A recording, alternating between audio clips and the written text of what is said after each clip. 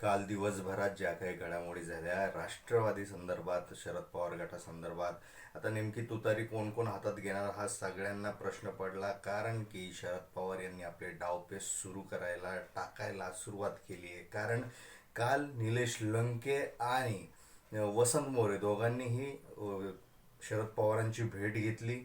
भेट ही आता केवळ सांगण्यात येते भेट घेतली, निश्चितच यामध्ये लोकसभेची समीकरणं लपलेली आहे ही गोष्ट महाराष्ट्रातील जनता जाणू नये. आता यामागे बऱ्याच गोष्टी बोलल्या जात आहेत. अजित पवारांनी जे वक्तव्य केलं की कोणीतरी त्यांच्या डोक्यात खासदारकीची हवा भरली वगैरे वगैरे, पण तरीही आता निलेश लंकेंना परत यावं लागतंय का यावं लागतंय याच्या पाठीमागं राजकीय गणित आहे की डाव आहे किंवा दुसरं काही इतर कारण आहे. सगळ्या गोष्टींवर आपण चर्चा करूया. नमस्कार, मी सूरज कुमार उशाबाई सुधाकर. आपण पाहत आहात बोल बिनधास्त.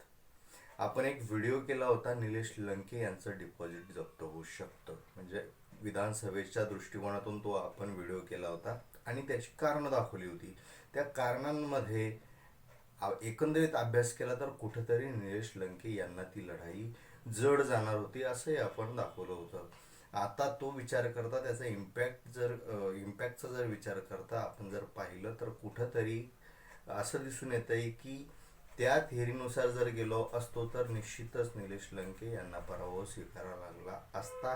ही गोष्ट निलेश लंके यांच्या ध्यानात आली असावी, म्हणून त्यांनी पुन्हा एकदा शरद पवार हेच आमचे नेते आहेत असं वक्तव्य केलं. काल त्यांनी सारव करण्याची मोठी प्रयत्न केले, पण तरीही ते एक दिसून आलं की हे परत आले. ते म्हणाले होते आम्ही कुठंच गेलो नव्हतो, आमचे शरद पवार हेच नेते होते, त्यांच्याच मार्गदर्शनाखाली त्यांच्याच आदर्श पुढे ठेवून आम्ही काम करतोय वगैरे वगैरे. पण गेल्या काही दिवसांपासून जे फूट पडली होती ते अजित पवार गटांसोबत गेले होते, ते त्यांच्यासोबतच होते, आतापर्यंत ते त्यांच्यासोबत होते, त्यांचा कोणताही संपर्क झाला नाही. पण जेव्हा अमोल कोल्हे यांचं महानाट्य त्यांच्या जिल्ह्यात झालं तेव्हापासून अनेक चर्चांना वेग आला आणि त्यानंतर वसंत मोरे यांनी मनसेचा राजीनामा दिला, त्या गोष्टी समोर यायला लागल्या. अशामध्ये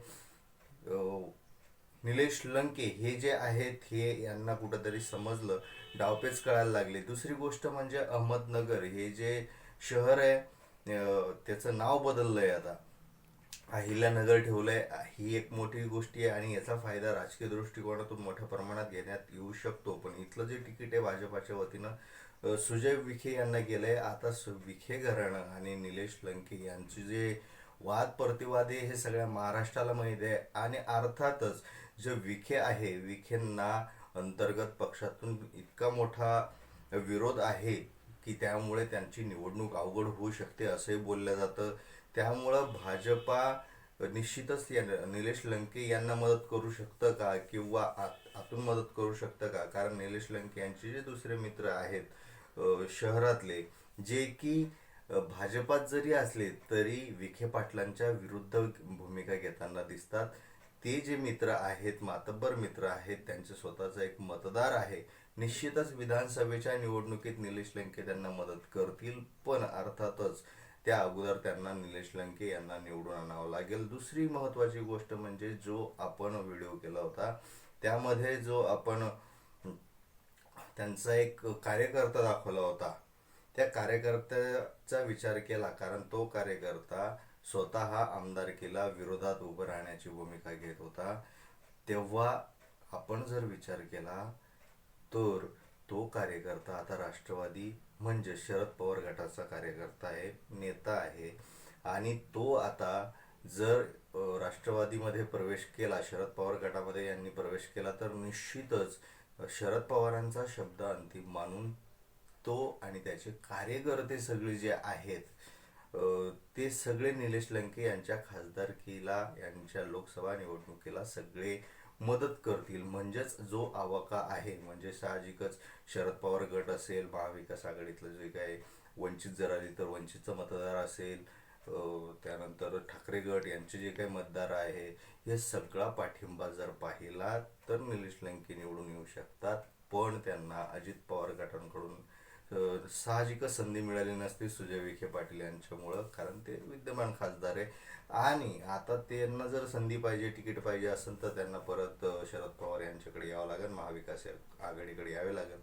आता दुसऱ्या पक्षात जाण्यापेक्षा आपल्याच घरच्या पक्षात जाणं कधीही सोयीस्कर आहे असं त्यांना वाटू शकतं, असं वाटलं असावं आणि म्हणून ते परत आले शरद पवारांकडे.